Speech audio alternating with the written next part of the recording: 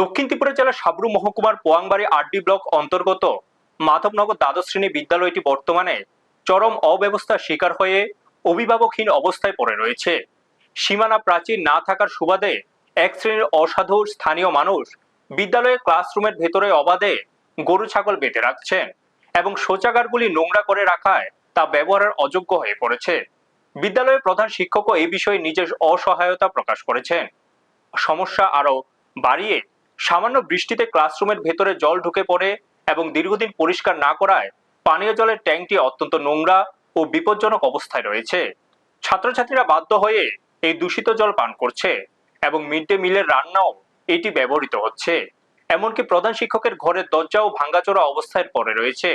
একটি সরকারি শিক্ষা প্রতিষ্ঠানের এমন রূপ ছাত্রছাত্রীদের স্বাস্থ্য ও ভবিষ্যতের জন্য অত্যন্ত চিন্তাজনক। তাই শিক্ষার পরিবেশ ফিরিয়ে আনতে অবিলম্বে প্রশাসন ও শিক্ষা দপ্তরকে কঠোর পদক্ষেপ নেওয়ার দাবি উঠেছে। ব্যুরো রিপোর্ট, নিউজ তৎকাল 24। সমস্যা কি স্যার? সমস্যা হলো আমার স্কুলে মূলত বর্ষা হইলে জল ঢোকে। অতিরিক্ত বর্ষা যখন হয় তখন বাইরে থেকে জলটা মাঠের উপর দিয়ে স্কুলে ঘরে বা মিড ডে মিল যেখানে রান্না হয় এখানে জলটা ঢোকে।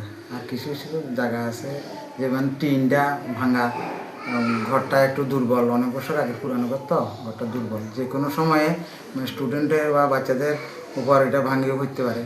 এটা একটু রিস্ক। যেমন আমার এই ঘরটার মধ্যেও দুই এক ফাঁকা ফুটে একটু জল টল পড়ে।